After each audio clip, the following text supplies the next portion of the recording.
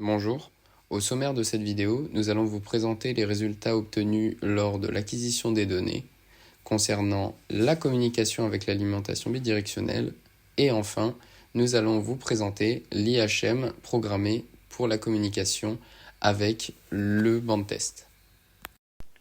La solution générale retenue pour l'acquisition de données de notre bande test sera constituée des éléments suivants. Premièrement, nous allons utiliser une carte de la série Adam 5000 contenant 8 slots pouvant accueillir 8 modules. Cette carte sera l'élément principal de notre bande test, c'est la partie intelligente du système. Elle permet de traiter les données, de les interpréter et de les envoyer à l'ordinateur pour les afficher via communication.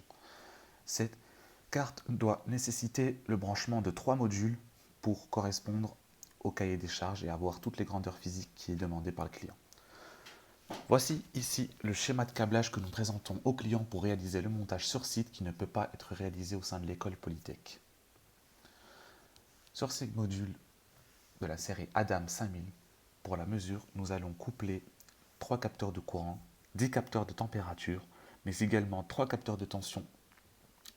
Néanmoins, les capteurs de tension n'existent pas, car les cartes sont déjà capables de lire des tensions. Il faut tout simplement adapter la tension de la batterie à lire à la tension de la carte qui est plus basse. Pour cela, nous allons développer une solution interne.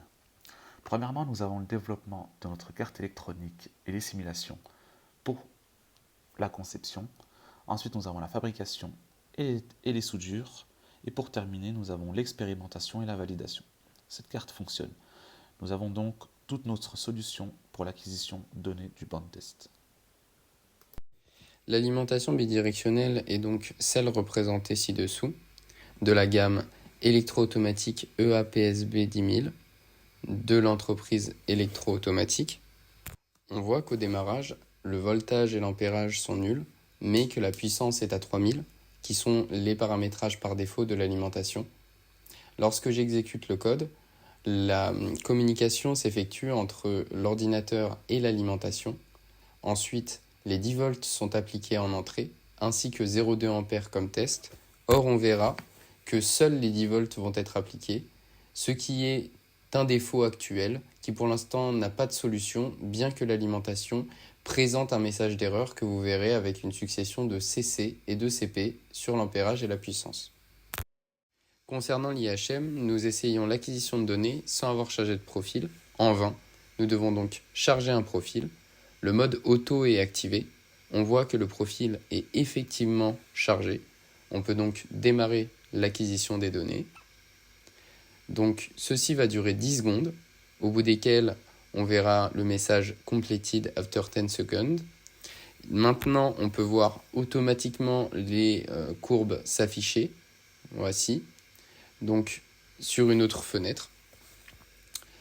Ensuite, on peut sauvegarder les données et choisir l'emplacement et le nom choisi pour la sauvegarde. Donc ici, SSS sur le desktop. Les données sont bien chargées. Pour les afficher, il suffit donc de cliquer dessus. On verra qu'ici, ce ne sont que des zéros en raison de l'utilisation du mode automatique.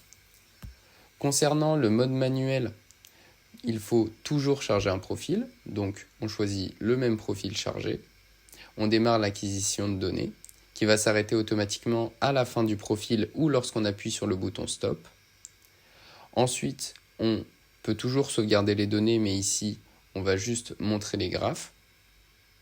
Voici, qui donc suivent le courant du profil chargé afin de différencier le mode automatique du mode manuel.